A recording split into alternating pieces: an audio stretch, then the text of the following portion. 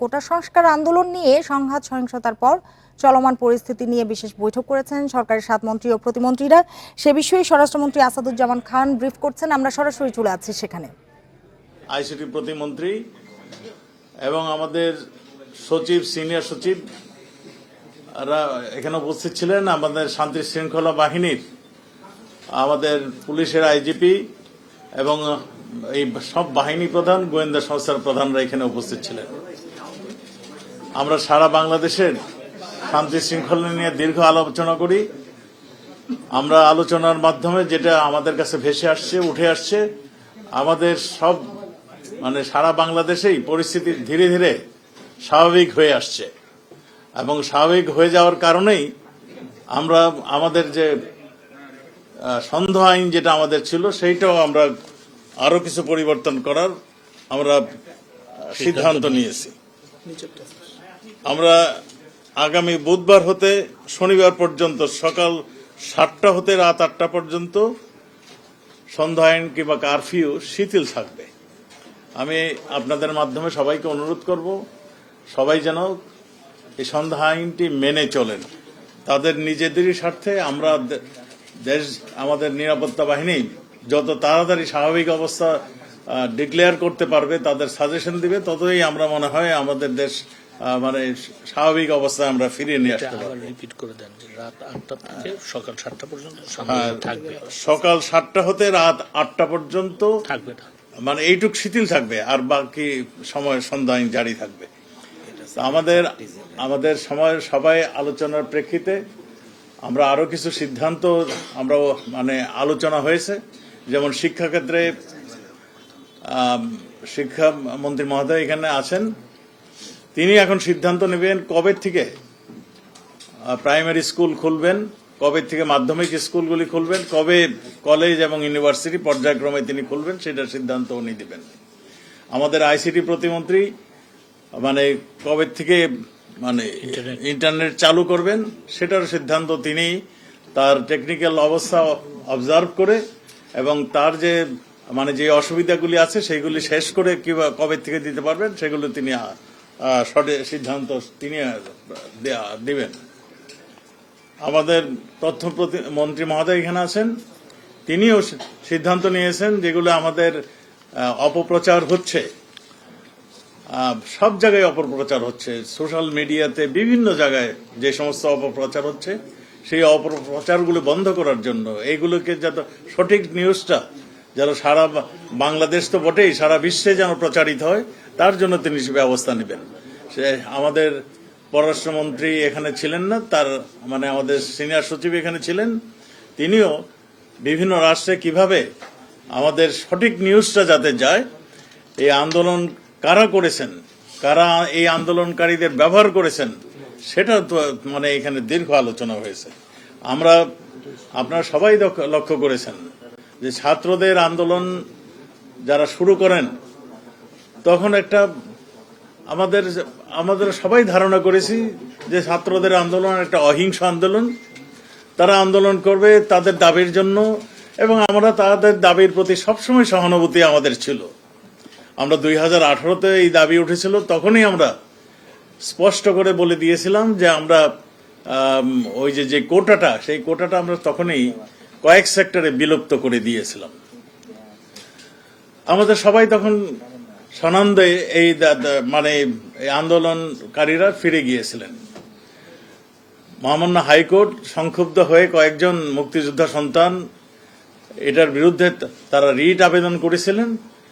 High court সেখানে একটা সিদ্ধান্ত দিয়েছিলেন। সেটা কিন্তু আমাদের মাননীয় আইনমন্ত্রী এখানে আছেন, আমাদের সরকারের তরফ থেকে আমরা কিন্তু তার বিরুদ্ধে আমরা আপিল করে দিয়েছিলাম। এই আন্দোলনকারীরা যখন আন্দোলন শুরু করার আগেই কিন্তু আমরা এটা করে দিয়েছি।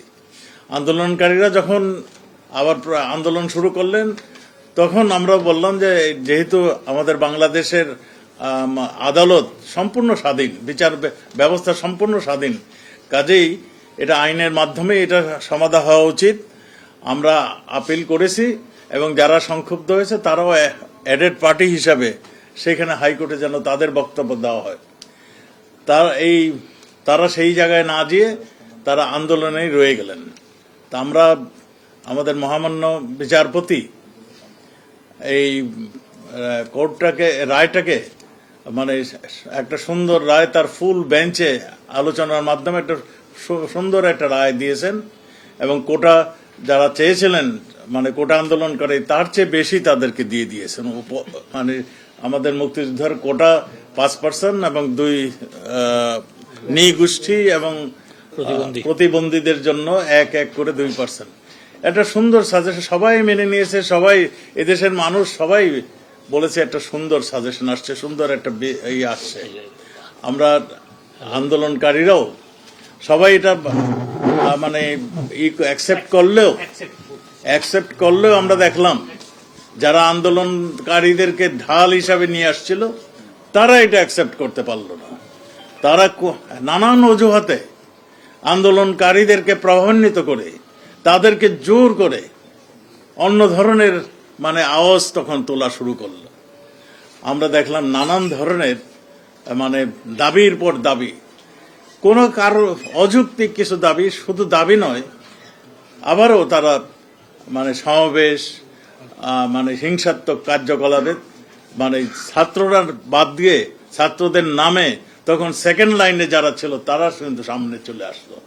ছাত্ররা যখন আন্দোলন থেকে পিছিয়ে চলে আসছিল ঠিক তখনই যারা নাকি ছাত্রদেরকে ইউজ করত, জামাত, সেই যে 2001 থেকে 2006 আপনাদের নিশ্চয়ই মনে আছে বাংলা ভাইয়ের উত্থানের কথা।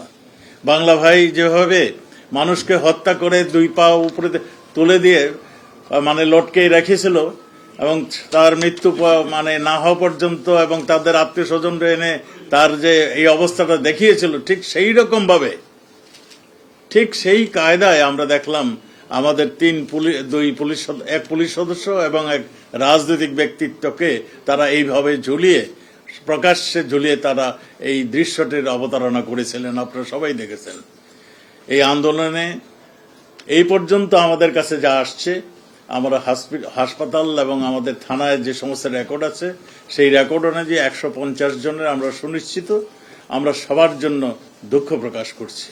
এই 150 জনের মধ্যে এখানে পুলিশ সদস্য রয়েছে, এখানে সাংবাদিকরা রয়েছে, এখানে আমাদের রাজনৈতিক কর্মীরা রয়েছে, সাধারণ পথচারী রয়েছে এবং কয়েকজন ছাত্রও রয়েছে। আমাদের তাদের জন্য সবার জন্য আমরা দুঃখ প্রকাশ করছি। আমরা সেই জন্য আজকে সারা দেশে আমরা শোক দিবস হিসাবে আমরা এই দিনটি পালন করেছি।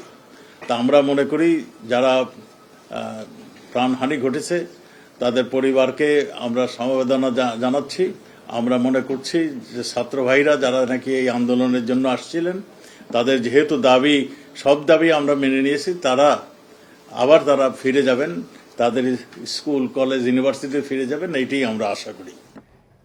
চলমান পরিস্থিতি নিয়ে ব্রিফ করছিলেন স্বরাষ্ট্রমন্ত্রী আসাদুজ্জামান খান কামাল।